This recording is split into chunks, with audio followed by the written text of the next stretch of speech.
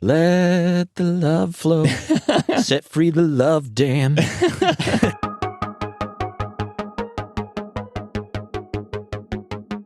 Well, hello, everyone, and welcome to the Bible Geeks Weekly Podcast. This is episode 104. I'm Brian Shealy. I'm Ryan Joy. And thanks so much, everyone, for tuning in. We were off last week, and hopefully you all enjoyed the replay episode that we came out with. We didn't get a chance to talk about humility, but this week we're continuing our discussion of servanthood with sacrificial love. And this is a big topic. There's so much to cover here. I was thinking about this idea of servant sacrificial love and how our pride gets in the way of it. And our family is still in Narnia mode. I've mentioned that, I know, several times. We're listening to the books and watching the movies as they finish the books. So in Prince Caspian, pretty good movie, I thought, Peter, who's the High King, finds himself competing with Caspian. And he drifts further and further down a path of fighting for his royal rights and his authority. And there's a lot of, I don't deserve to be treated like this kind of attitude. And ultimately, lives are lost. And he realizes what a fool he's been. And it just highlights how striving leads to conflict and fruitless effort. But there's this quiet dignity that comes from humble sacrifice. And those who seek to lift themselves often end up looking like clowns, really. But have you ever seen that movie? I have not, but you make it sound really compelling. And yeah, I mean, there's a sword-fighting mouse. What more do you want, man? Well, come on. I mean, that sounds awesome. But while we didn't get to talk about humility last week, I think you're going to hear humility throughout this whole episode of sacrificial love. And it's hard not to talk about sacrificial love, this agape kind of love, without really talking about what it means to be a humble servant. And so let's get into our first segment here on the episode, and that is Like the Teacher, looking at a story or an example where Jesus shows us what it's like to show sacrificial love. And this is kind of an interesting story where Jesus and Nicodemus have a conversation with each other. It's in John chapter 3, the first 21 verses. Nicodemus is a Pharisee. He's a ruler of the Jews, and he sneaks around sort of clandestine style, and he sees Jesus by night. I'm assuming he just didn't want other people to know that he was coming to Jesus. And so he asks Jesus, or he talks to Jesus and says, "Rabbi, we know that you are a teacher come from God, for no one can do these signs that you do unless God is with him." Unlike a lot of the other Pharisees, it seems like Nicodemus knows something about Jesus and is willing to acknowledge him. And so Jesus answers him and says, unless one is born again, he cannot see the kingdom of God. The last episode that we did, we talked about seeing with new eyes. And this whole conversation really with Nicodemus and Jesus is about seeing with new eyes. And honestly, Nicodemus just doesn't get it. He says, how can these things be? And so Jesus continues to explain these things to him. And finally, that leads up to probably the most famous Bible verse of all time. And it's John chapter 3, verse 16. And it says, as Moses lifted up the servant in the wilderness, so must the Son of Man be lifted up. And whoever believes in him may have eternal life. Now here's the kicker. For God so loved the world that he gave his only Son, that whoever believes in him should not perish, but have eternal life. For God did not send his Son into the world to condemn the world, but in order that the world might be saved through him. We talk about this verse all the time, so let's talk about it from the standpoint of sacrificial love. And what do you find here that teaches you about what it means to serve others this way? There's a song we sing, Exalted, and it talks about how Jesus was throned upon a cross. And I usually think of the victory coming in the resurrection, but several times in this gospel, in John's gospel, Jesus talks about being lifted up, pointing to the time that he'll hang above the earth on the cross. And so we see this double meaning where Jesus is literally lifted above the earth, but it points to the exaltation that comes in this great moment of humility, of humiliation. So Jesus points back to a story in Numbers where the people rebelliously complained before the Lord, and God sent fiery serpents. And as an act of mercy, God had Moses make a bronze serpent to hold up and save the people. And anyone who was bit by a serpent could simply look upon that lifted up pole and be saved. And You would think to save as many as possible, Moses would need to place it high and visible to as many people as possible. And that's where this analogy really starts to come back around to the cross. We too are bit by the serpent and dying, right? Yeah. And we need to look in faith to the cross. But the way God lifts Jesus up to be seen by all is in that humiliation, that torture. We need to remember that victory comes in sacrifice. The lifting up happens on a cross. Such a strange thing for Jesus to pull from. Like, I would never have thought of that story. Yeah, it feels like that whole story just comes out from left field. Absolutely. Yeah. So what did you find here in this story surrounding that football stadium favorite passage, John 3:16, that points you towards sacrificial love? Well, it's the fact that God loved us so much that he gave the best possible thing that we could ever receive, the best possible gift, and how so many have rejected it. And I think that's what I see here, is that sometimes the greatest gifts end up getting rejected. Sometimes we get a gift that we need rather than a gift that we want. And I don't know, anytime I've had to open like presents for my birthday or some big special event or something, sometimes I'll get like socks or underwear, just something I hate those gifts. Something that was totally not on my wish list at all.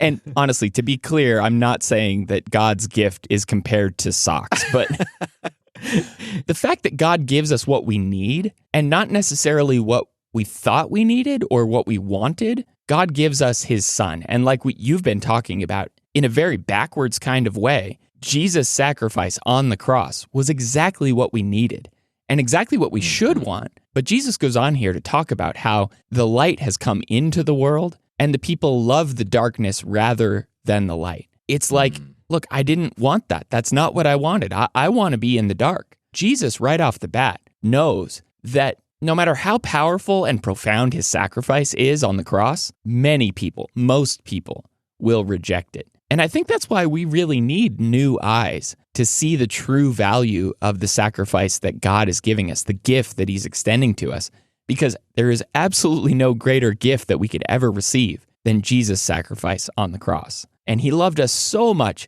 so that he gave us exactly what we needed. I wonder how often people reject Jesus because of that moment as well, that his death even would become something that people just couldn't accept. Adrian hates stories that are inspirational stories, like the sports stories and those kinds of things, because you have to get so low before you kind of have the high highs. Yeah. And she just can't handle the low lows. And I think that's part of this in a much grander way, that you have to be willing to see the lowliness that then brings exaltation and stick with the story, not like Phoebe wouldn't make it to the end in the show Friends, could never make it to the end of It's a Wonderful Life, because it's like, that's the most depressing story ever.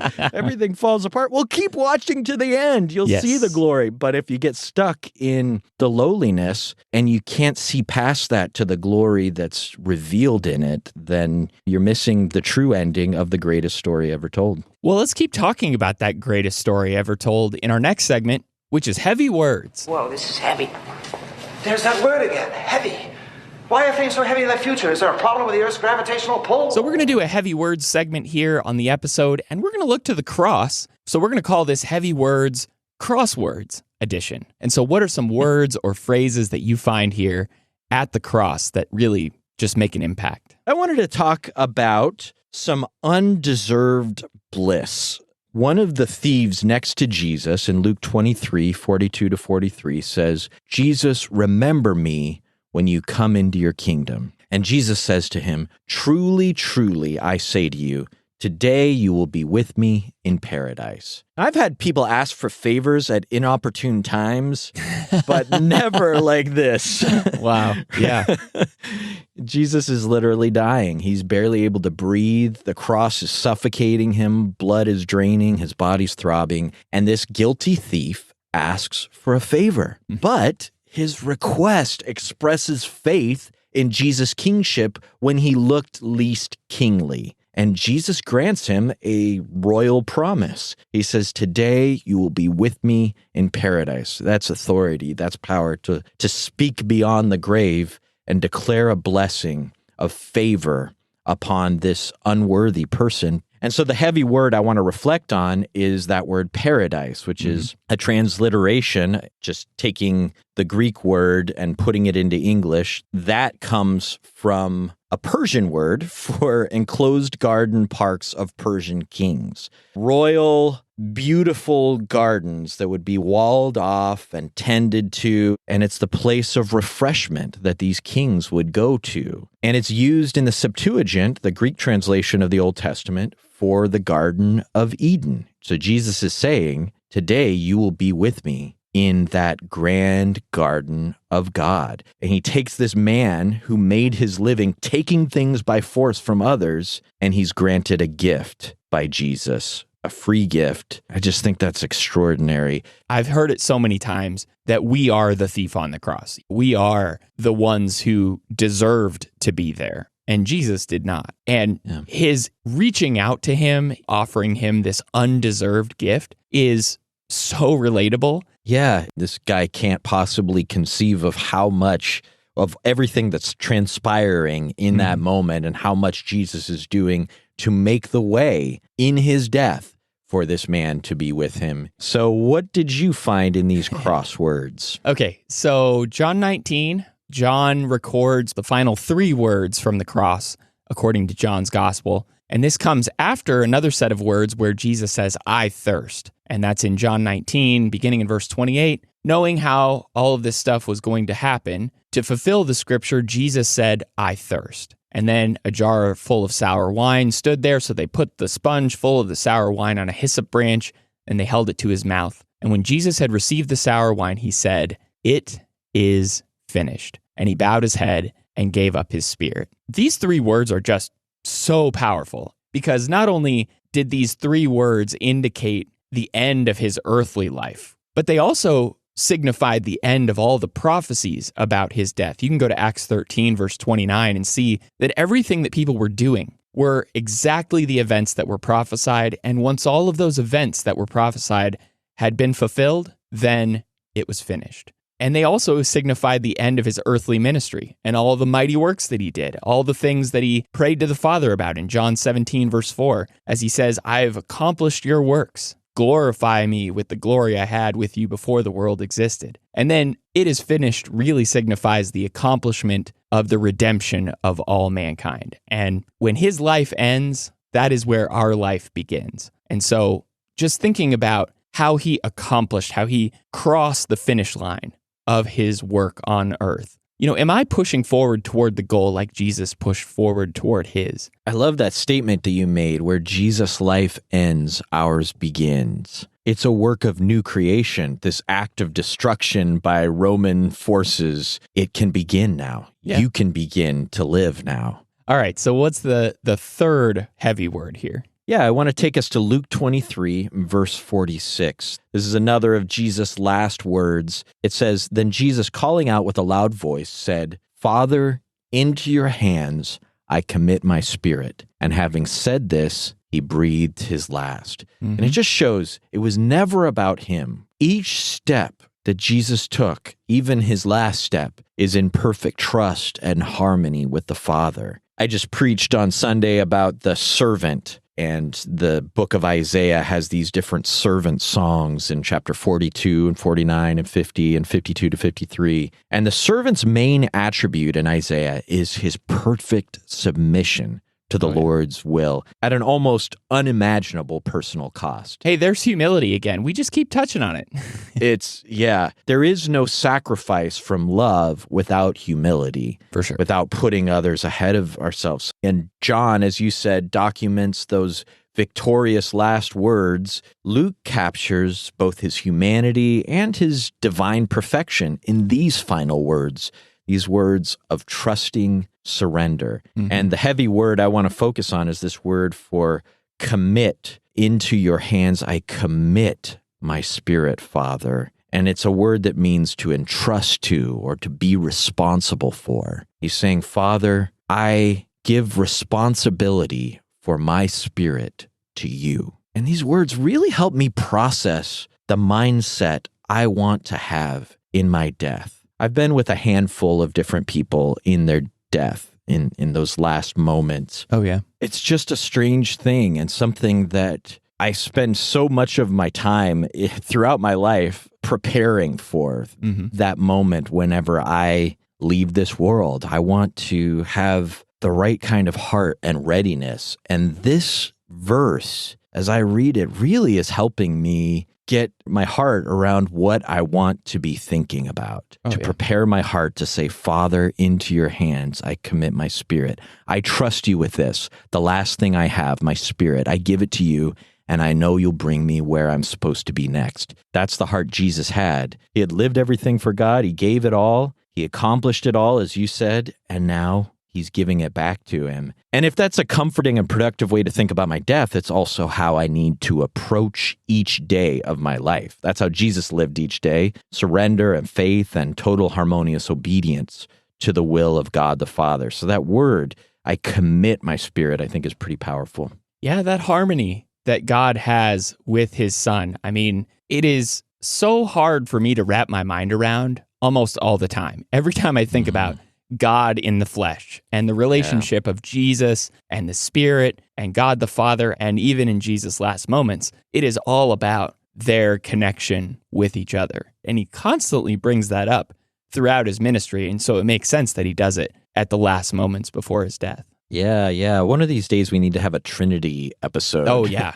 But what else did you find in this? What's our fourth and final heavy word of the cross? So this is kind of an interesting one. It is in the rebukes, or sort of the revilings, that Jesus is hearing as he's hanging there on the cross. And it's in Mark 15, verses 30 through 32. We see people constantly saying, "Save yourself and come down from the cross." And so also the chief priests with the scribes mocked him to one another, saying, "He saved others, he cannot save himself. Let the Christ, the King of Israel, come down from the cross, that we may see and believe." And so this word here, save, is sozo. It's this rescuing from danger, to deliver, or to keep safe. But here they just use it as a reviling against Jesus. They're mocking him with this word. And the irony in what they're saying is just so telling, because if Jesus would have, quote unquote, saved himself, then he wouldn't have saved us. And if he had come down from the cross, then we would actually have no reason to believe in him. And they're saying, if you come down from the cross, then we'll believe in you. It's like, no, if Jesus had done the things that the Pharisees wanted him to do and were mocking him with, then we would have no reason to believe in Jesus, and he would not have saved us. And as Jesus is here on the cross, it looks like loss. It looks like we've lost the battle. And that's totally not the case. And it doesn't matter how many people tell you that you're doing the wrong thing, or that you're losing, or that you're not fulfilling your purpose. That doesn't matter. When the world tells me otherwise, can I just humbly and selflessly see the value in the self-sacrifice that I'm doing for others? It's amazing the other crosswords that he says in Luke 23, Father, forgive them, for they know not what they do. Compassion for ignorance. And compassion to the point where he's doing the selfless thing. And it's not even just sitting there quietly as people are misunderstood. It's actually going out there and giving your life so that people can misunderstand. I mean, it just blows my mind every time. Layers upon layers. All right, so let's get into our last segment here on the episode, and that is Through the Week. I am ready to face any challenges that might be foolish enough to face me. So here we are. We're talking about sacrificial love and what that really means. So we've got 5 challenges that we're going to do along with you. And the first one is a reading challenge, and that's to read John 3, 10 through 17, which we talked about at the top of the episode, 1 Corinthians 13, 1 to 8. I mean, clearly we got to talk about 1 Corinthians 13 here. 1 John 3, 11 to 24, Matthew 5, 38 to 48, and Romans 5, 6 to 11. And I'm just going to pick out this one in 1 John 3, 16 and 17. The 3:16s here, they're all over the place. And John is all about love. And one of the things that he brings out in this verse is that this is how we know love. that he laid down his life for us, and we ought to lay down our lives for the brothers. And then he goes on to say, but if anyone has the world's goods and sees his brother in need, yet closes his heart against him, how does God's love abide in him? And I just found it interesting what John said there, because in one instance, he talks about a big sacrifice, laying down your life for someone. And then in the next verse, he talks about a real small sacrifice. And so I wonder sometimes for me, is it easier for me to commit myself to a big sacrifice for someone than it is to make smaller, less exciting, less visible sacrifices for someone every day? Am I making this too difficult, really, is what I'm talking about here. So agape love is really what we're talking about on this episode. It's all about service and self-sacrifice. And it isn't just the willingness to die for someone, but it's also the sacrifice in other smaller ways. Do I view the little things as equally transformational and impactful as the big things? Because I think they are. When I look back at people that have passed long ago or that I've known and loved, and I remember the small things when they build up and compound on each other, I mean, they're really impactful for me. John and those John 3:16s here in that other John 3:16, 1 John 3:16, we go back to the cross and then we see we need to have that same kind of love, but in this different way. Yeah. So the next challenge is a reflect challenge, a question for us to meditate on. And this week's reflect challenge is the question, what's it look like for me to lay down my life for others in my day-to-day choices? So it's like you just laid the textual basis for this application there. And I was thinking about the phrase that Adrian and I, my wife and I, have been talking about lately, I just wanna. So much of serving others in the little and big ways in my life comes down to my attitude. And that particularly little dangerous phrase that has been showing up, we've noticed in each other's vocabulary, is just becoming this red flag for us. Whenever your needs seem to always come way down the list from kids and other priorities, and you can, oh, woe is me, you know, I just wanna have fun. Like Cyndi Lauper. Yeah. I just wanna, like, it sounds so reasonable. Oh, yeah. I just wanna take a moment. I just want to be able to go in the bathroom without somebody banging on the door. I just want to get the dishes done in peace for a moment. You know, I just want to. And expresses our justification, really. We think it's so reasonable to put these needs first, and even maybe other people should put these things that I think are important, my needs, my desires first. So what's an antidote to that? It helps me to look for the blessedness of giving. And that's the opposite of I just wanna. Instead of I just want to receive, I just want to get what I've been wanting to do done, to realize, as Jesus says in Acts 20 and verse 35, Paul quoting him there, it's better, it's more blessed to give than to receive. And if I can see that in my moment of sacrifice, then I can find the joy and beauty of it. It really does work. It really makes a difference. It really changes everything whenever I'm able to perceive that giving really is nourishing and blessed and beautiful and wonderful and joyful. And then I'm not as strained by it. I'm not as emptied by it. I'm filled up by it. Ken Leach used to use that phrase a lot, these kind of warning words or these red light kind of phrases that we use. And I think this is a great one. And you may not say it in that way, like, I just wanna, but I think we all have moments like that. And whatever the phrase is for you, if you catch yourself with that and you can hear yourself, that's a super challenging thing to catch yourself in, I think, because selfishness has a way of just blinding you to yourself in a lot of ways. Yeah. All right. So our next challenge is a request challenge, and that is to pray to the Lord, Lord, pour into me a love for others that reflects your love. And this prayer is based on Romans 5:5 and 1 John 4:19. And this pouring out of love that Paul talks about in Romans 5, it just kind of reminds me of like the water cooler moment with the coach at the end of a big kind of game. It's not that they pour like a small cup of water over his head or something. It's like they grab the biggest container of liquid that they can find, and it doesn't matter if it's bath full of ice, Gatorade and all, and they just dump it on him. And when Paul talks about God pouring out his love into our hearts, I think that's exactly the picture that we should have. It's not a stingy kind of doling out or rationing out of his love. It's a pouring out of his love into our life. You can't think about Jesus dying on the cross the way that we've discussed in this episode, even a little bit, without seeing this love just being poured out on us. And so for me, am I paying that forward? Am I reflecting that? Am I pouring out my love into other people's lives like God is pouring it out into mine? Or, and I kind of thought about it as like a love dam, like where you're hoarding all the love and you're keeping all of the waters of God's love for yourself and you're just trickling out the love as it fits your needs. I don't know, just break the dam and let the love flow out. This sounds like a 70s song. I don't know. Let the love flow, set free the love dam.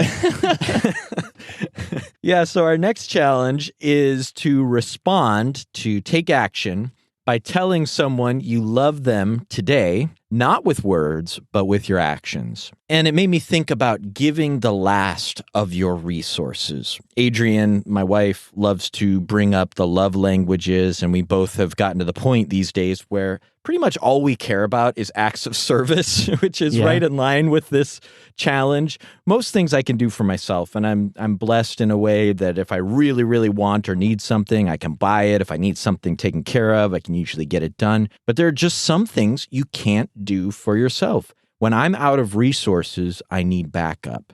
Mm-hmm. And we're called to use our resources for the Lord. Usually, we use what we have in abundance. We have these gifts, we have these talents, we have stuff that we're given. We have so much to give, and that's a big win for the Lord when we give what we have in abundance and pour it out, give it to others. But to be even more like Christ, we might be called to give what we don't have in excess. Hey, that's a good one. Right? Yep. If we have 2 coats, we can give the second one to the one who needs it more, Luke 3:11. But at times, we might see the need to give our 1 coat away. And that might be metaphorical or it might be literal. Remember, Jesus gave what he had only one of, himself. Oh, man. That's taking this challenge, I think, to a whole new level. It's like applying the widow and her mites to this idea of loving people by our actions, even the actions that may cost us a whole lot to do. All right, so our last challenge here on the episode is a reach out challenge, and that's to have a conversation with somebody and ask them a spiritually focused question. And this week, we're going to ask each other, how do you balance your needs with sacrificing for others? And so, Ryan, how do you balance your needs with sacrificing for others? I think for me, holding the 2 ideas of purpose and capacity, this tension between these 2 distinct principles that I'm here to serve others and not myself. And yet at the same time, I'm not God. And so I can't give unceasingly without being refilled. Sure. So when I keep those in mind, which is not always for sure, it keeps a proper perspective on my own needs. So I need refreshment, I need rest, I need sustenance so that I can serve. I don't necessarily need 3 episodes of a Netflix show. I don't need cheesecake. I don't need tons of me time. Rather than pleasure, I need peace. I need joy. I need sleep. Yeah. We could go on, but when I get things lined up right, I learned that I can actually trust the longings of a particular part of me. It's very different than cravings. It's very different than the passions of the flesh and the self-seeking pride that look out for a darker, small me, makes me less than the image-bearing human I was made to be. Whenever I'm seeking to serve and my focus is outward and upward, then the things that I'm trying to bring into myself tend to be those things that are going to sustain me in that service. I think we get so busy in life and we get so caught up in whatever season we're in, and we don't stop and kind of ask ourselves, like, what are we able to do right now? What are we meant to do right now? Just being more thoughtful and more intentional in those moments, I think, will definitely help you answer that question. Have you ever read the book, The Power of Habit? Yes, I have. Yeah. So he talks about the muscle of willpower, that we've learned that willpower is a muscle, that you can exercise it and get it stronger, but you also have willpower fatigue. after you use it. And so you have to be mindful of your energy, your willpower, all of your resources. You have to be aware of what you're giving and absolutely be sacrificial. And at the same time, the humility to know I am not God. God has to fill me back up. God has to give me more money if I am to bless others with it. I need certain things to be able to serve. So what is your answer to the question, how do you balance your needs with sacrificing for others? My first answer was I don't. We've been having a lot of those kinds of answers lately. I'm just being honest here. Like, I really try sometimes to balance sacrificing for others and focusing on my needs, but I honestly feel like I'm either in a season of just spending all of my energy in some project or towards somebody or sacrificing in certain ways, or the pendulum swings back the other direction and I'm spending all of my energy just recuperating or inwardly focusing on myself. And I think for me, it's just a wildly swinging pendulum most of the time. And if I were looking at it more critically, I would say there are times where I think I've found balance, but that balance seems to be just kind of a blip on the radar. It's almost like a fleeting kind of balance that I find. And whenever that does actually happen, it is this intentionality that we've been talking about a little bit. It's about knowing when I need to say no and knowing when I can use my yeses more sparingly. For me, it's just too easy to overcommit to things. It's really hard for me to say no, and it's really just easy and natural for me to say yes. And maybe for me, it's about margin and just giving myself some space and making sure that I don't have too many self-serving focused things piling up one after another. And I've made room to be able to say yes to people and to be able to give myself and just drop everything on the floor and go do something. And just, I think also like sleeping on my decisions and praying about them and talking about them with my family and all of that kind of purpose and intentionality that we've been talking about, I think really helps me find that balance. But like I said, when I do, it's not around for long, it seems. Yeah, and I think it's worthwhile to distinguish between two different metaphors you used. You talked about seasons and you talked about a swinging pendulum. And I think seasons are a biblical idea, Ecclesiastes 3, and a swinging pendulum tends to be just reactive. Right. You're emphasizing intentionality, and I think that's right on. And you can be intentional and recognize, I need a season of recovery. Yeah. Or this is a season where I'm going to have to give everything I have because God is opening doors right now. And I think seasons can be very productive if we're mindful and trusting God and trying to be wise. At the same time, it's so easy to spiral in one way or another. And that's where, it becomes dangerous. So I appreciate your emphasis on intentionality as a kind of closing idea on balancing sacrifice and making sure that we're able to meet our needs. I think of the passage in Philippians 2 that we often go to right before it talks about the mind of Christ. It says, let each of you look not only to his own interests, but also to the interests of others. Not only. So the idea, not only to your own interests. You need to look out for your own interests, but you can't prioritize them to the point where it's not looking out for others' interests. You can do both. Love others like you love yourself, right? Right. You have to love yourself. You have to look out for your interests. But then knowing yourself enough, then that should just definitely motivate you to go out and serve others. And so hopefully this has been a productive conversation. Maybe one of these days I'll actually have a good answer to one of these questions at the end. We'll see. Probably you not. and me both. So next week, we're going to wrap up this discussion of servanthood, and we're going to talk about showing honor to others. And we absolutely see Jesus showing honor to people, and we see how, in a way, we're to outdo one another in showing honor, which kind of puts a gamesmanship, almost a competition aspect to it, which I kind of like. You're going down. I'm going to show so much honor to you. I'm going to beat you down with honor, man. All right, everyone. Thanks so much for tuning into the Bible Geeks podcast. You can find us on our website at BibleGeeks.fm. You can find show notes for this episode in your podcast player of choice or at BibleGeeks.fm/104. And if you want to follow along with our cross-training series, go to BibleGeeks.fm/cross-training. We have a Facebook group where we're talking about all of these challenges every week. So if you want to get involved with that, go jump on board and enter the conversation along with us. And until next week, everyone, may the Lord bless you and keep you. Shalom. Hang on, there's somebody talking here. The 4-year-old is yelling at my door. Hey, I'm recording. She needs her Snow White toy. Oh, yes. That's very important. Absolutely. Okay.